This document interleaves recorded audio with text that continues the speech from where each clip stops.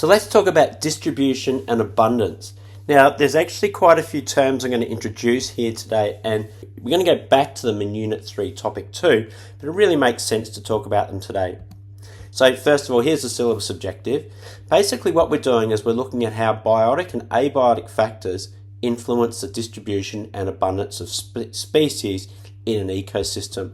But I'm also going to introduce these terms: niche, competitive exclusion, and carrying capacity. And as I said, we'll definitely be going back to those again.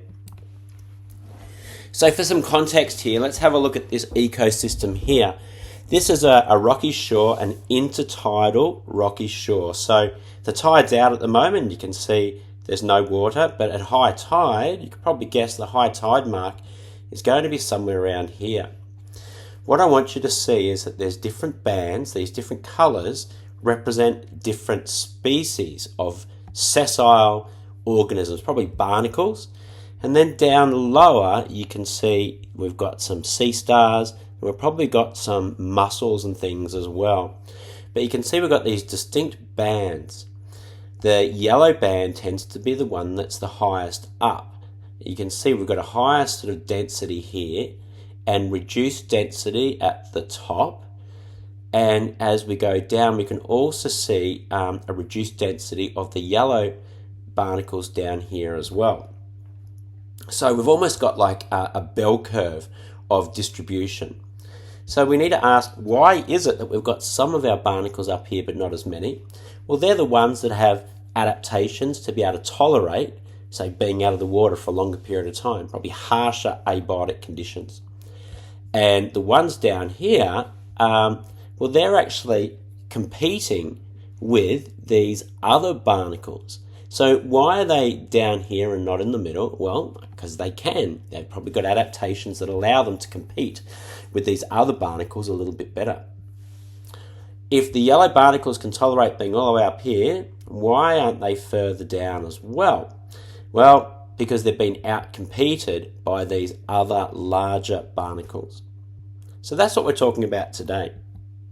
So the distribution is where a species is found. Abundance is the number of organisms of that species that are present. And what we'll actually find is a normal distribution generally, where we've got the majority of them in the middle of their distribution, and we have a decreased abundance either side of that when the conditions aren't as favourable. So let's have a look at these conditions then. So abiotic, A means not, biotic living, so not living. These are the non-living or physical aspects of an ecosystem that influences an organism's ability to survive. And they can be things like space, so the actual amount of real estate that's available here. Shelter, whether they need to be sheltered from the waves or sheltered from the sun, like for example in rock pools. The availability of water, nutrients, oxygen, and other environmental conditions like wave action, for example. These are the abiotic factors that influence where our species are located and the number. So we mentioned that the yellow species is the furthest up this wall, but it does get to a point where it doesn't go any further, because that's influenced by the environmental factor of wave action and high tide. And you can also see that down here on the sand, we also don't have barnacles or mussels because we've got a sandy substrate and not a rock substrate. So that limits the space available for the barnacles and the mussels to occupy. So we've got some other ecosystems here. So we've got a rocky shore ecosystem, a horizontal one. You can see we've got lots of rock pools, and we've also got exposed rock. So the rock pools provide shelter, availability of water and nutrients. They lots of opportunities to hide and provide shelter from the sun and from predators and wave action, etc. But then we've also got these rocky areas that are exposed to water, to the air and the heat and the temperature for a much longer period of time. We can see this is an Australian bushland ecosystem here, and we've got a walking track that's been walked through. So we have this edge effect where the area on the side of the walking track is exposed to higher amounts of light, higher heat, less nutrients, less water in the soil. So we can see that there's less density, less abundance of species in this area than if we go further in. We can see here, this is an Australian desert. You can see that all of the plants are very small in size compared with, say, this rainforest, because there's less water and there's less nutrients. So that limits the growth of these plants. The distribution is quite random because there's really no differences in different areas of this ecosystem. Whereas if you have a look here in the rainforest, you can see we will have, this is the highest availability of water here because we've got a creek. And the biggest issue we have in the rainforest is, the lack of sunlight, because all of these plant species are competing for the light. So, different environmental factors influence the type of organisms that are distributed there and the abundance or the number. So let's look at the biotic factors then. Biotic means living. So these are the living factors that affect an organism's ability to survive. Example of that is food availability. So the barnacles, they're filter feeders. They take organic matter like the plankton out of the ocean. So they require the wave action. And so they're not going to be further up the cliff where there's no wave action and where they can't access that food.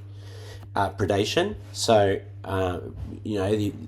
the presence of predators is going to influence the distribution and abundance of species. Competition, we mentioned before. So these species are competing for this bit of real estate. And of course, if there's an introduction of a disease, organisms that are closely packed together with a high population, they're going to be very much affected by that. So that brings us to a couple of terms. So if we have a look back here, we can see that the largest population abundance is in this optimum condition, and that's what we can call the niche. It's a species' role and position in its environment. So if you're thinking about the barnacles here, their role is that they're a filter feeder. At high tide, they're underwater, and they actually take nutrients out of the ocean. They actually clean the ocean, and that's how they get their nutrients. And their position is on this rocky substrate. So the niche of a species is its role and its position, and that's determined by its interactions with biotic and abiotic factors. Now, we're going to talk more about niche, but it's a really important term for us. And just on that, building on the idea of niche, we've got this thing called competitive exclusion. So it's a biotic factor of competition, and it says that two species can't occupy exactly the same niche at the same time. So you can see here that our orange or yellow barnacles don't occupy the same niche as these darker coloured barnacles. Probably the darker coloured barnacles have outcompeted the yellow or orange barnacles. That's why the orange ones are located further up. So that's its realised niche. It's not as large as it could be because of competitive exclusion. More on that one next unit. And one more concept that we'll be talking about next time in Unit 3.2 is carrying capacity. This is the maximum population of a species that can be supported in the environment in any particular time. So a carrying capacity of this orange barnacle, the number of this barnacle that is actually able to be supported by that. And so that's limited by space. It's limited by competition. It's limited by the amount of shelter and the nutrients and things. So that's carrying capacity, and again, we're going to be talking about that later, but it very much links to the abiotic and biotic factors, niche, and competitive exclusion. Let's have a look at an example. This is data from Stradbroke Island, the rocky shore at Stradbroke Island. This is talking about the mulberry whelk, which is this thing here, and it's actually a predator. It's a carnivorous mollusk. It eats barnacles. And we went and measured or counted the number of these whelks that we could find in the upper, mid and lower intertidal zones. So we've got high tide and low tide, and this part in between, you can imagine that's where there's the high tide mark and the low tide mark. And so we've got the upper, mid and lower. Let's have a look at the abundance. You can see there's very few of the whelks in the upper zone, and there's a much larger number in the lower zone. So they don't tolerate being out of the water for very long. But also we're going to find they're going to be located where their food is.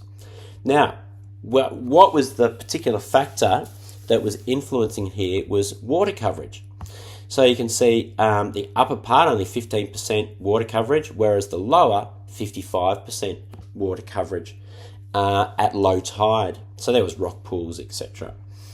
So we can see that the abundance of mulberry whelks was determined predominantly by the amount of water coverage of that part of the intertidal zone.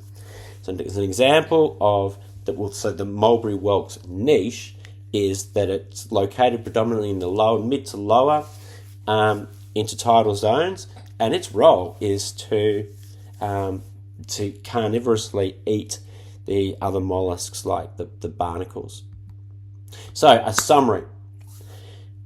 Where is the distribution, how many is the abundance of organisms of a species, and it's determined by the non-living or abiotic and the living biotic factors. Niche is the role and position of a species in an ecosystem. And we said that no two species can occupy exactly the same niche, and that's the competitive exclusion principle. The total population of a species that can be maintained in an area is called the carrying capacity, and it's limited by our abiotic and our biotic factors.